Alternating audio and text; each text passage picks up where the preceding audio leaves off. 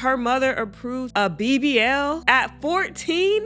Insanity. I'm not gonna lie to you. If I see my doctor is 84, ain't no goddamn way you are touching me, sir. Hello, little enzymes. Welcome back to Dacia's Digest. Today we will be talking about medical procedures that went terribly wrong. Don't forget to like, comment, and subscribe. Let's go ahead and get into it. We're not on Reddit today. We're actually going to be on various news websites. Now, this one is actually insane. When I saw the story, I was just so flabbergasted and disgusted about how and why this happened. But the title is Girl 14 Dies After Breast Surgery and Butt Lift Without Her Dad's Knowledge. Mom's plastic surgeon boyfriend questioned. A 14-year-old girl died just days after she had a boob job and butt lift without her father's knowledge, with her mom's plastic surgeon boyfriend now under investigation for possible negligent homicide, according to reports. Paloma Nicole Arellano Escobedo died Saturday in a hospital in Durango, Mexico, after being in a coma with a swollen brain and heart problems following the secret surgery a week earlier, according to the local newspaper. The young teen's dad, Carlos Arellano, was told she had died from complications from COVID, only finding out she'd actually had plastic surgery when saying his final goodbyes. Imagine, and it's going to explain it later in the story, but imagine you send your daughter off to be with her mother. All of a sudden, out of nowhere, she gets sick and is laid up in the hospital. In, I think, like the ICU or something. Whole time you thinking she got COVID. She ends up dying in her mother's care. That's already tragic enough. But then you at the funeral, people starting to be like, something's not seeming right here. Come to find out, her mother approved for her to get a BBL at 14. And then on top of it, it's like, you got a BBL done by your stepfather. Not only did you get a BBL, you also got a breast lift. That's just disgusting. Why is your stepfather the one doing these procedures? And then just to think that he's the one doing the procedure. Like, because then in my head, I'm like, imagine if she had lived through it. Then what would have been the I just hate to think, what would have been the purpose for a 14-year-old to have a BBL? And a breast lift. You're not even done growing yet. You haven't even barely hit puberty yet. That is just so disgusting on so many different levels. This is a picture of the girl. So sad. It says, at the funeral, some relatives, and this is the father talking, some relatives told me her breasts were larger than what she had before. And when I mentioned it to her mother, she told me it wasn't true and that she didn't know anything, the grieving dad told prosecutors. He got his ex's family to leave the room so his mother, sister, and sister-in-law could help him examine his daughter's body. Sure enough, she had breast implants. We have photographs of the implants and the scars. We immediately requested an autopsy, he said in the complaint. Then this is a picture of the surgeon who has been suspended as authorities investigate the teen's death. The article goes on to say Arellano said his ex-wife had agreed to the surgery, which was carried out by her current partner, a 45-year-old plastic surgeon only identified as Victor N., who owned the practice. He accused his ex and her new man of lying to him in a cover-up, directly blaming them for his daughter's death. While Mexico does not have specific age limits for plastic surgery, they are typically only given to those under 18 with both parents' permission. Then the Attorney General said, we are investigating a probable lack of care on the part of the mother for placing a minor who was under her care and custody in risky situations. The surgeon has had his license suspended and is being investigated for malpractice and potentially more serious crimes, depending on the final autopsy, which could take 10 days or more, the prosecutor said. There could be a crime of negligent homicide and probably medical professional liability, the Attorney General said. The deceased girl's dad has since launched a campaign warning of the dangers of such surgery, with a march organized for Friday under the slogan, "Girls don't need implants." He said on his Instagram account, "We cannot continue to normalize the sexualization of girls or allow the ambition of some adults to put their lives at risk. We demand justice and that this crime does not go unpunished. Girls deserve to grow up free, safe, and respected. man. And that's exactly what it is. Sexualization. Because again, what purpose is there for a 14-year-old girl to have a boob job and butt implants? Let's think critically here. Like, for adults engaging in specific activities, these are some of the things that one might look for. So why are we enhancing these qualities on a 14-year-old girl? That's just making me look at the mama sideways, the surgeon sideways. Because again, if she would have lived through the surgery, that's just sick all around. And then the fact that she died from this idiocracy, didn't have a mother who could advocate for her and let her know like she did not need to do this. It's disgusting. Somebody said the mother's boyfriend was probably grooming her. Imagine being the father. You would want to hunt the guy down. Of course, the mom bears ultimate responsibility since she approved it. This is why if you can at all avoid it and you have young kids, don't get a divorce. I couldn't have imagined another guy raising and disciplining my children. And imagine paying child support and or alimony and the other guy is spending it. It's a minor miracle. More guys divorce like this. Don't go off the deep end. Someone said at 14, children are still growing. They can also go to a gym to help sculpt their body. What mother would give her approval for this beautiful child to have these adult procedures done? My condolences to her father and family. That's what I'm saying. Like at 14, she not even done growing yet for real. Like let her just, why is she even worried about having these body parts enhanced? Let her worry about her grades, what she want to be in life, what she wants to do, drama at school. Like she shouldn't be worried about getting a boob job. That's insanity. Let her grow into herself first. And then, later on down the line, if she decides to do whatever, once she's an adult, her frontal lobe has developed, she can make sound decisions. Then yeah, but this is just crazy. Rest in peace to the young girl, and sadly, she had to pay for the consequences of irresponsible adults in her life. Next story is Florida doc 84 couldn't hear colonoscopy patient screaming in agony because he wasn't wearing his hearing aids. Insanity! A Florida gastroenterologist has been disciplined after 2 recent colonoscopy procedures went awry on his watch, including at least one where he couldn't hear an improperly sedated patient's screams because he wasn't wearing his hearing aids. Dr. Ishwari Prasad, 84, has been placed on probation by the Florida Board of Medicine after the botched procedures, according to a State Department of Health administrative complaint viewed by USA Today. Both colonoscopies took place on June 5th last year at the Tampa Ambulatory Surgery Center. During the first, Prasad is said to have improperly delegated medical tasks to a surgical tech who did not have a license to practice medicine, the complaint reads.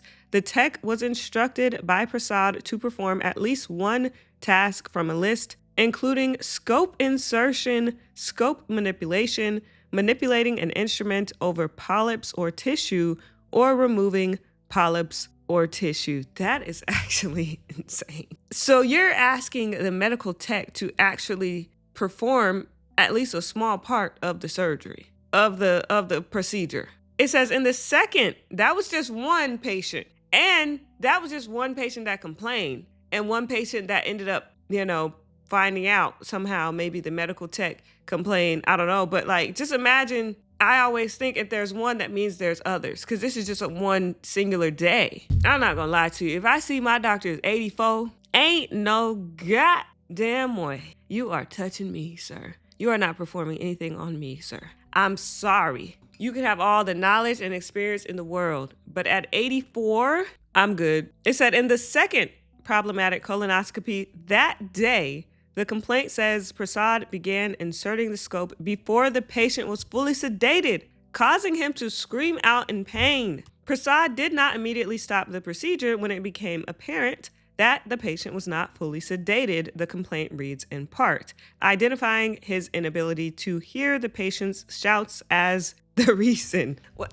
How did he get so far as to get into I'm just trying to figure out how this played out. How do you get all the way up into the part where you're actually performing the surgery without having the ability to hear? Because I'm thinking Are you not communicating with your staff? Are you not communicating with the anesthesiologist or whoever else is in the room? Like, you're just in there. Was he trying to talk to other people and just not hearing them respond? Did he even worry that he wasn't hearing anyone respond? And then you have a patient screaming out in agony and you can't hear that at all? You're that deaf that you can't hear that at all? And nothing wrong with being deaf, but if you're a doctor, you need to have your, things in place where you can hear the patient screaming. That's insane. You just going in there willy-nilly, la-di-da-di-da. I just don't understand how it got all the way up until that point with no hearing aids. It says, citing an emergency restriction order Prasad was slapped with last September, the Miami Herald reported that the problem with the sedation was due to an issue with the patient's IV line. The patient began to yell and shouted that he was in pain and could still feel everything, according to the order viewed by the Herald.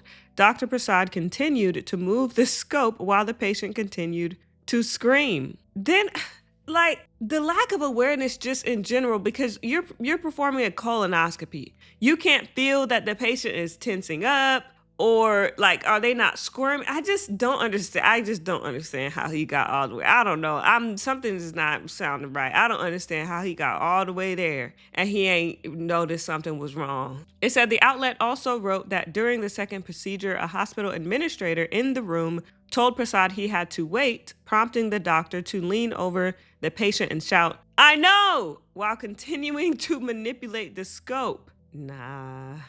During the investigation into the incidents, the surgical tech revealed she routinely assists the doctor with an assortment of medical tasks beyond her training during colonoscopies, indicating this was because Dr. Prasad is unable to perform them himself. That sucks.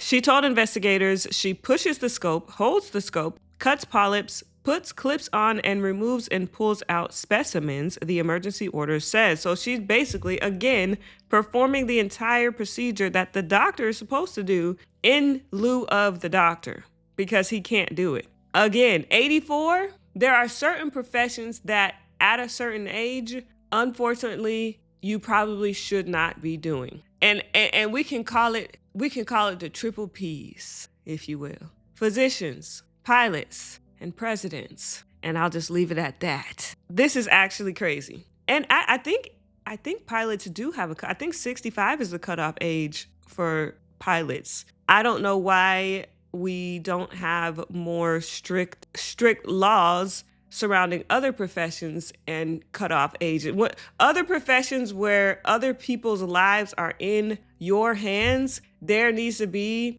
and if it's not a cutoff age, I feel like there needs to be some more rigorous testing required. Or, when you're a nurse or something like that, you have to get your license renewed, or for certain things, you got to get your license renewed and do tests and stuff like that. We need to have stuff like that. Because if the doctor is not even able to actually cut out polyps, insert the tube and stuff that he needs, he can't even actually do the procedure, it's time to wrap it up. I'm sorry. And it sucks because a lot of people devote their entire lives to their profession and all the schooling and all the training, and it's hard to let that go. But when you start putting other people's lives in danger because your unwillingness to accept the truth of what your reality is, that is just irresponsible. So yeah, if you 84 and you can still actually do what you need to do, by all means. This man cannot clearly do what he needs to do at this age. The article goes on to say, Prasad, who got his Florida medical license in 1990, has been fined $7,500 and will be required to pay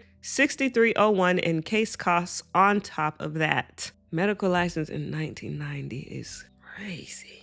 The terms of his suspension require him to take a 5-hour continuing medical education class before August 7th of next year. During his probationary period, Prasad will not be allowed to perform any medical procedures on his own until he's reviewed and evaluated for competency or performs 10 gastroenterology procedures under the supervision of another physician who will then pass a recommendation to the committee overseeing his probation. Okay, that's good. That's a great step forward. They're gonna give him a chance to prove himself. I think that's perfect. So he can, try and correct his mistakes. I have a feeling, though, that he will not be able to. Someone said, coming from a family of 4 doctors, I am legitimately wondering how an 84-year-old doctor can afford, never mind even secure, malpractice insurance. Both my grandfathers and my father were never allowed in the OR again after age 65,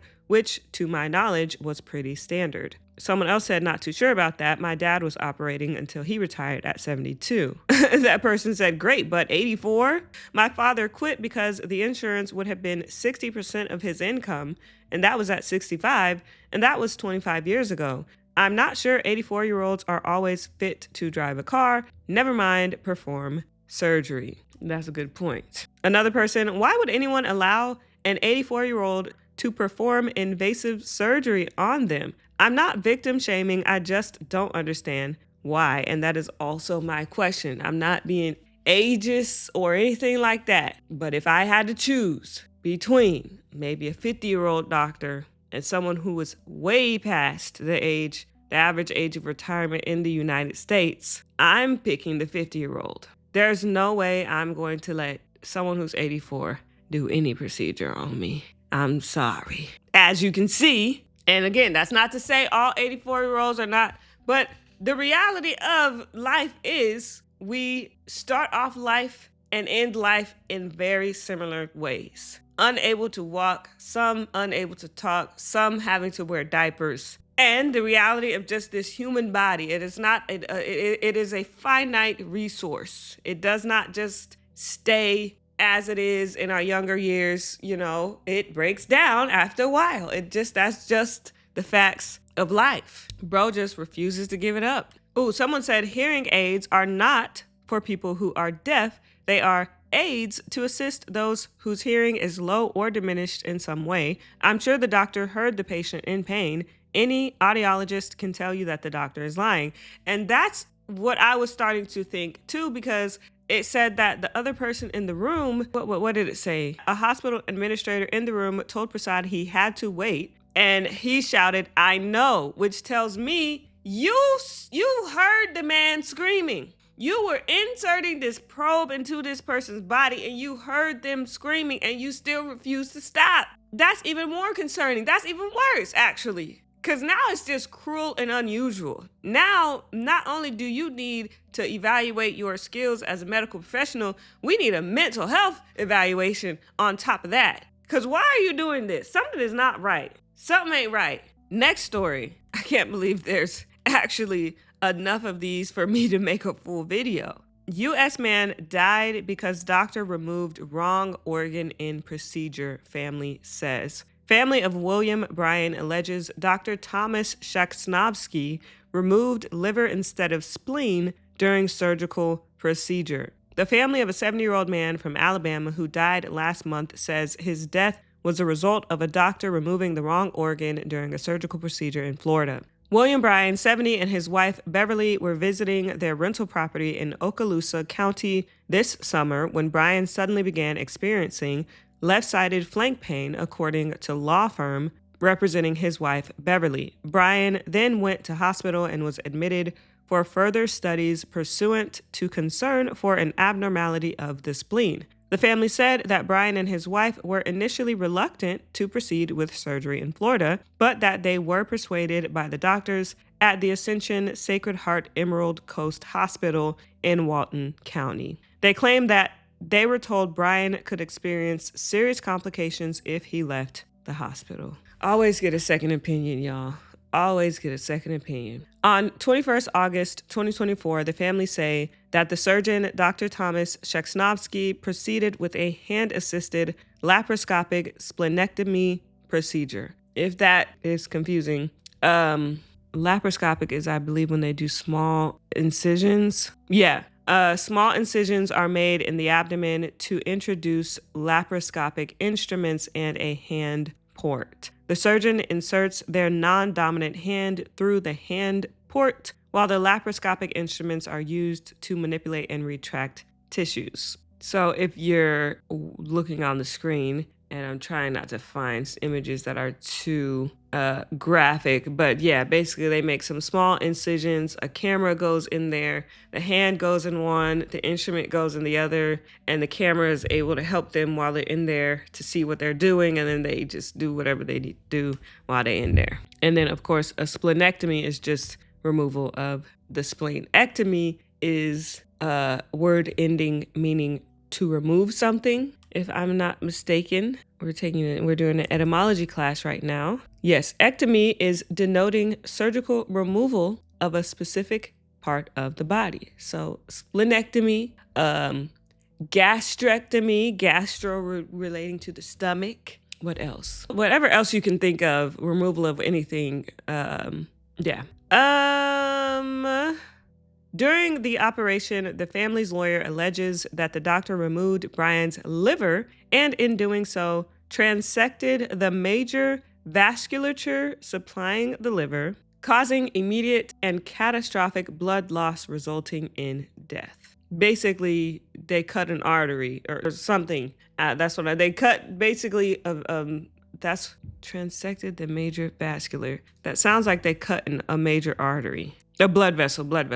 One of the body's largest blood vessels was completely severed. The surgeon, the family alleges, proceeded with labeling the removed liver specimen as spleen, and it wasn't until following the death that it was identified that the organ removed was actually Brian's liver as opposed to the spleen. The doctor reportedly told Beverly after the procedure that the spleen was so diseased that it was 4 times bigger than usual and had migrated to the other side of Brian's body. Did that not cause any pause for concern? Like, did you not stop to think, wait, maybe this actually isn't the thing that I'm supposed to be cutting out? Maybe this is not the spleen. It's 4 times bigger and on the opposite side of the body that the spleen is supposed to be on. And that didn't give you any indication. So that would just have me thinking, like, where were you trained? Where were you licensed? What are your credentials? Because just basic human anatomy for a physician, a surgeon at that, is paramount. You gotta know where everything is in the body for real. And if you have an organ that's 4 times the size on the opposite side of the body where it's supposed to be, you should be asking some questions. Or you should be, you're in the stomach cavity, look around. See if there's, It says, quote, typical human anatomy dictates that the liver naturally exists on the opposite side of the abdominal cavity, and it is several times larger than the spleen. The statement from the lawyer representing the Bryan family reads, the family was informed that Brian's spleen, the root of his original symptom profile upon presentation to the hospital, was still in his body and appeared with a small cyst on its surface. The lawyer alleges that the doctor had a previous wrong site surgery in 2023, where he mistakenly removed a portion of a patient's pancreas instead of performing the intended adrenal gland resection. So again, in 2023, he essentially did the same thing, removed a portion of an organ that he was not supposed to do. That case, the lawyer said, was settled in confidence and the doctor remained a surgeon. That is just insane to me. Beverly hired a lawyer after her husband died to get justice for her husband, the law firm said in a statement.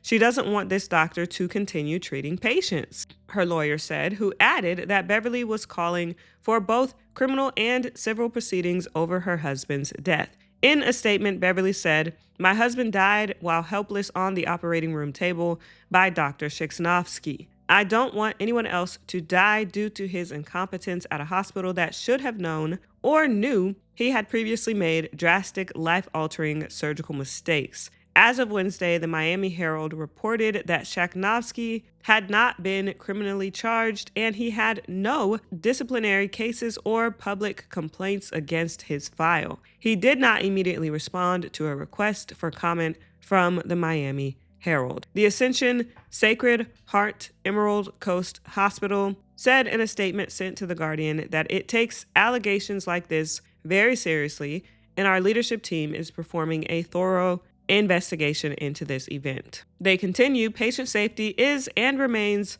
our #1 priority. Our thoughts and prayers remain with the family. We hold the privacy of our patients in the highest regard. We do not comment on specific patient cases or active litigation. Brian and Beverly were married for 33 years and have 3 children and 8 grandchildren, according to his obituary. He worked as a boilermaker and also was a Navy veteran who served in Vietnam. That is just so sad. Like, oh, why is my thing not sharing? Oops, my screen is not sharing. It's stuck on the gastrectomy that I was looking up. But yeah, that's incredibly sad. A very senseless death that could have been prevented. Oh, there we go. Okay. And it just, I mean, you've probably heard plenty of different stories of doctors fucking shit up, and then it's like, oh, they just get a slap on the wrist. Oh, they just have to, either the hospital makes them quit, and then they could just go find another job in another state or something. And then it's like the other state doesn't know about the previous case because it was settled out of court, or they didn't get any charges, or like the whole medical system is just, it's a mess, bro. It's a mess. And it just really sometimes makes you a little worried, because when you have to rely on these people for things like surgeries, it's a little bit concerning. Who can I trust? If I can't even Google to figure out whether or not you're a bad surgeon, they said he had no complaints against him or anything like that, when he had previously took out a wrong part of a person's organ just 2 years ago. Or by the time this happened, it was like a year prior. That's just, I don't know. At this point, I'm gonna go to medical school. I'm gonna work on myself. If y'all can't do it, shit. So let's go ahead and go to the palate cleanser. The palate cleanser for today is from the Petty Revenge subreddit. We haven't done that subreddit in a while. It says, my contractor coworker quit with 10 seconds notice after what our manager said about contractors. I worked an engineering contract for a while. They were pretty open-ended, like a lot were, with a vague but not binding length specified. Kind of like this contract is expected to be for 12 months, but it is at will of the employer and could end earlier or be extended further. But for those that do that kind of work, usually they stick to the vague timelines, and a lot of well-performing contractors get extended. Anyway, one day our team of 10, all contractors managed by 1 full-time employee, let 3 of the contractors go. And they had me to do it. Technically, I was running that team, but I was a contractor too and not in charge of any firing like that. So they were told, this is your last day at 4 p.m. Me and another contractor asked our sponsor, hey, how come we didn't give those guys any notice? He said, brightly, that's why we hire contractors, so we can cut them loose at a moment's notice whenever we want to. That's fucked up. We didn't love that answer. Also, it was a weird thing to say to 2 other contractors. He basically told us we'd get no notice and be let go instantly someday. Anyway, long story short, that other contractor was a very sharp guy. He started interviewing and got another job. He told me about it, and I didn't tell anyone else. It started in a few weeks. He just kept right on working the contract job and was right in the middle of a bunch of work that only he understood. At 5 p.m. on his last day, he just stood up, grabbed his laptop, mouse, docking station, walked to our sponsor's desk and set them down. He just said brightly, hey, thanks for everything. This is my last day. The guy said, wait, you're leaving? And he just said, yes, thanks, and walked out. That was it. He did also hit send on a more official last day email at the same time too. It was really funny. His work was half done. He didn't answer any calls or questions about it, and it took us like a month to figure it all out and get that project back on track. If the sponsor hadn't been so delighted about being able to fire contractors at any second, the guy would definitely have given a nice 2-week notice and worked to have a smooth handoff of his work. They messed around and found out, because why would you even say that like that? Oh, well, that's why we hire contractors, so we can fire you whenever we want, to a contractor. Anyway, thank you guys so much for watching. I will see you in the next video.